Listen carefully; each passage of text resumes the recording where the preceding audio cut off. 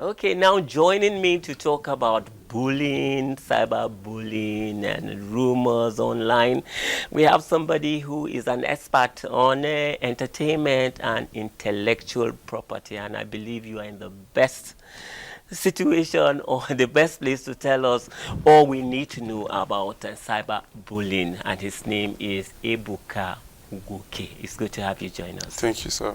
Okay, so much bullying, so much rumors, a lot of traffic on the social space, social media space. So what are, when we say social, bullying, cyberbullying, before we came on here, I was telling you of when you talk about bullying, what comes to my mind? Secondary school, boarding house, where somebody will be hitting you. So I want you to paint a mental picture to our viewers when you're talking about, cyberbullying. What is it? Okay, cyberbullying could be defined as the use of provocative, insulting, inciting, sentimental comments against a person, that could dent the reputation of that person or damage the reputation of that person. So when someone is bullied online, the person is being threatened, the person's emotional state is being threatened, psychological, it gives a lot of threats to the person's emotions, psychology, and I would just say bullying has to do with attacking the reputation of a person, of insulting a person, making the person feel less of he or herself, and the likes of it. It can be likened to what some people faced in primary or secondary schools. But that was more physical. But this is more like online, where a person's self-esteem is being attacked, and is being threatened. Why would anybody want to do that? What are those factors that enables this? I think the societal values, norms. I think peer pressure. When people see cyberbullying as woke, when influencers and celebrities, so to say, come online and they bully their peers, the younger generation is looking. People who are looking up to them are looking. And in their own small social media space, they tend to replicate that same kind of, acts, and especially where there are no repercussions to it. They tend to replicate that same kind of act for some reasons. Reasons being, traffic.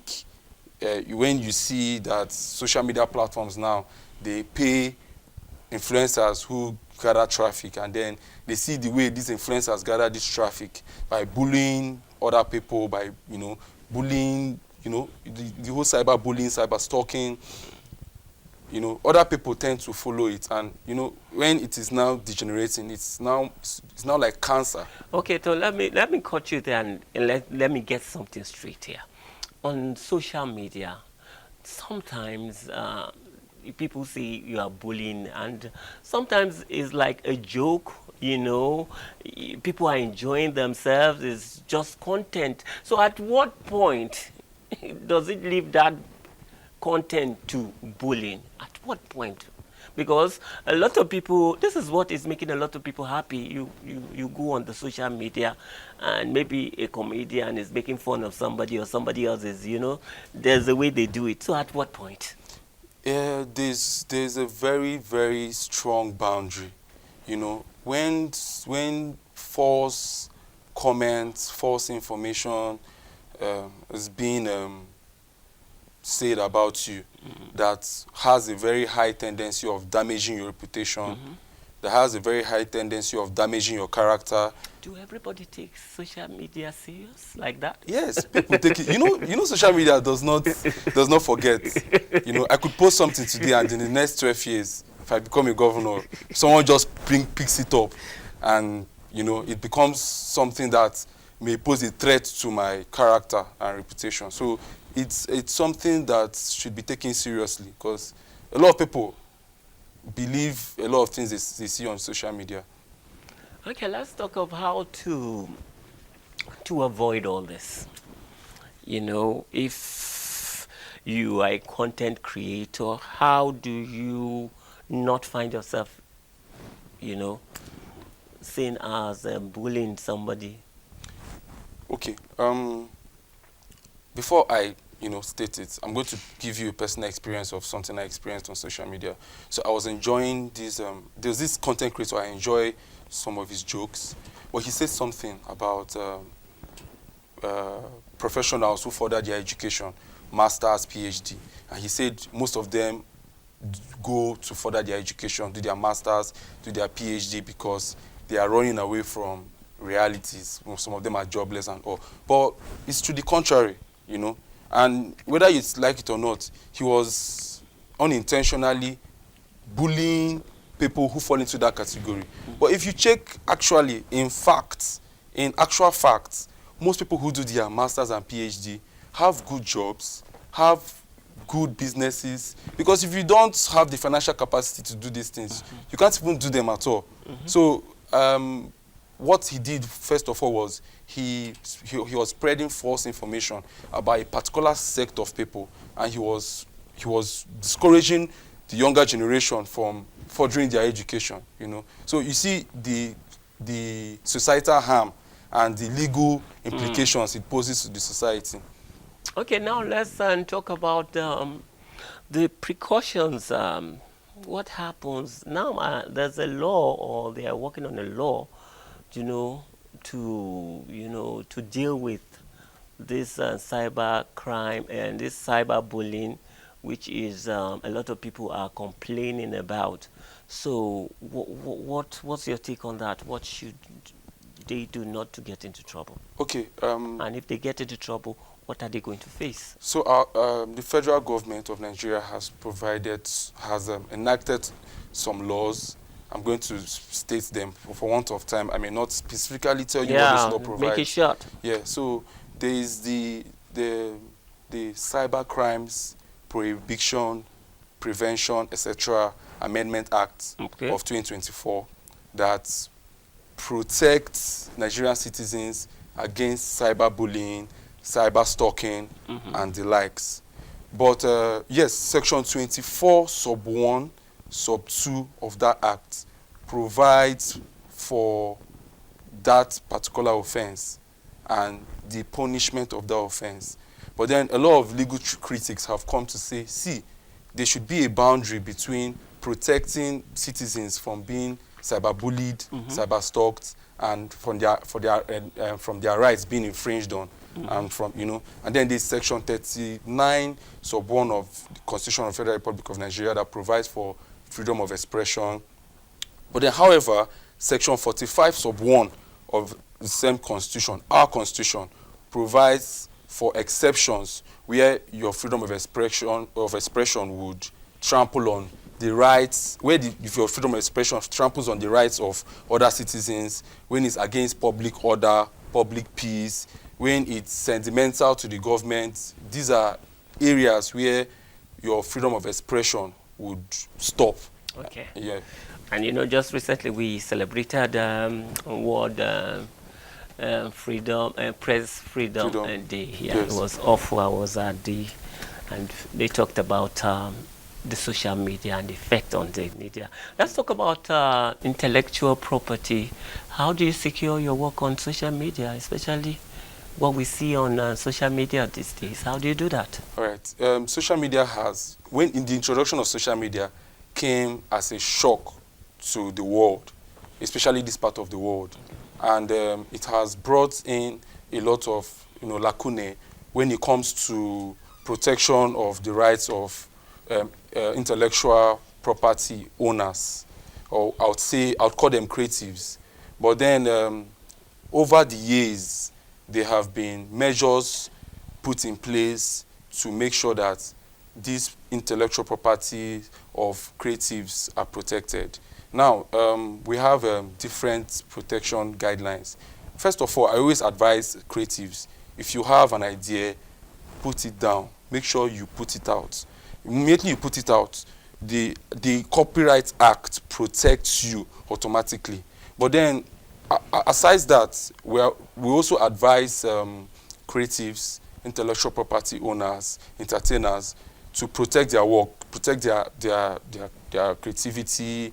You know, there are different ways to protect it. Your trademarks, you do your watermarks if you're a movie producer, to make sure that when it is infringed on, people can actually know that this work has been infringed on.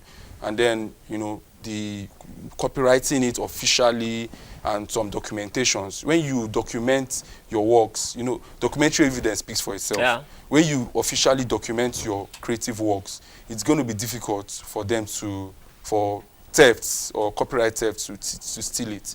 And then the introduction of artificial intelligence has helped a lot in tracking the theft of creative works online. For example, Facebook, Instagram, they have introduced these AI bots, especially on Facebook. Yeah. There are some videos you put up of yourself, immediately. and then you put a song to that video, and you see that it's been muted. It's been muted. An AI algorithm is already immediately. So I think Nigerian creatives should do that. You know, introduce things like that. Record labels should introduce, you know, innovations like that to make sure, and partner with some of these AI, you know, companies to make sure that the creative or the intellectual property of our creatives are well protected. Okay. Now let's go back to social media, because somebody just sent me a question here talking about the harmful psychological effects that you get. What are those? How do you manage that, and how does it happen? Okay. First of all, where the low self-esteem of a person is being threatened, you don't get anything from that person. So first of all, it attacks the low self-esteem of that person. In the case of a student, it could lead to poor performance of the student. In the case of a professional, it leads to poor performance of the professional. You know, it leads to people just going into their shells. You know, it makes people victims. You know, and that someone's right is violated, you know, makes you a victim of a crime.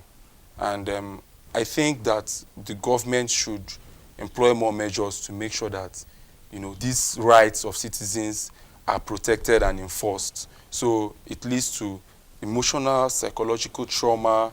It leads to a lot of damage, even to the brain, health-wise, you know. So it has a lot of psychological negative effects on people. Okay, we're trying to wind up now. Let's talk about social media platforms. I'm not talking about the very big ones around.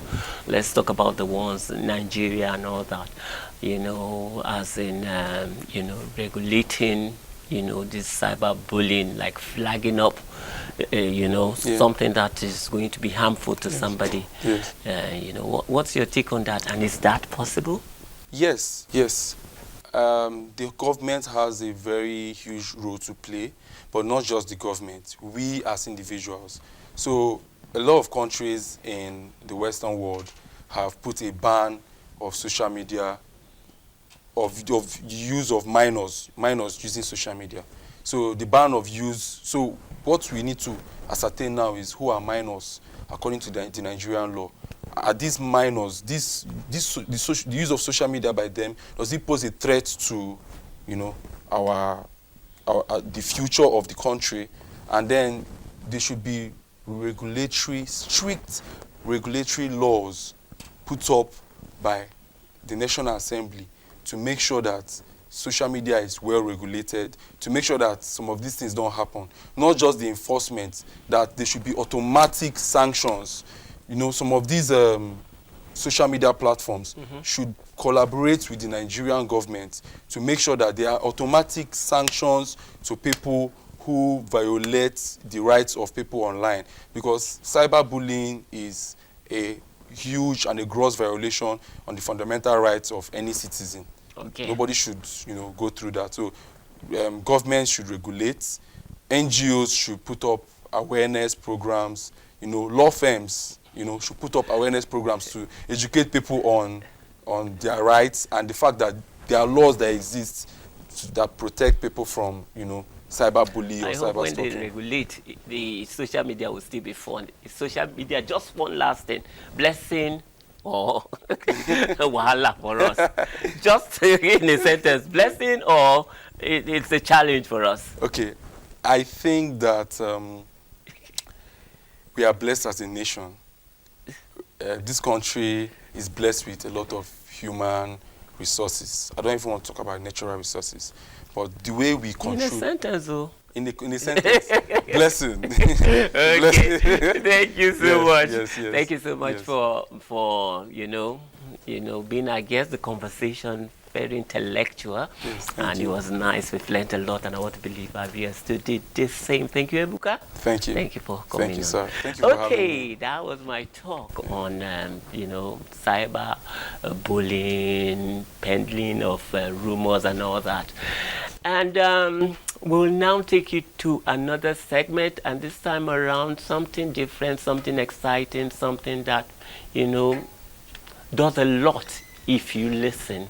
I'm talking about spoken words.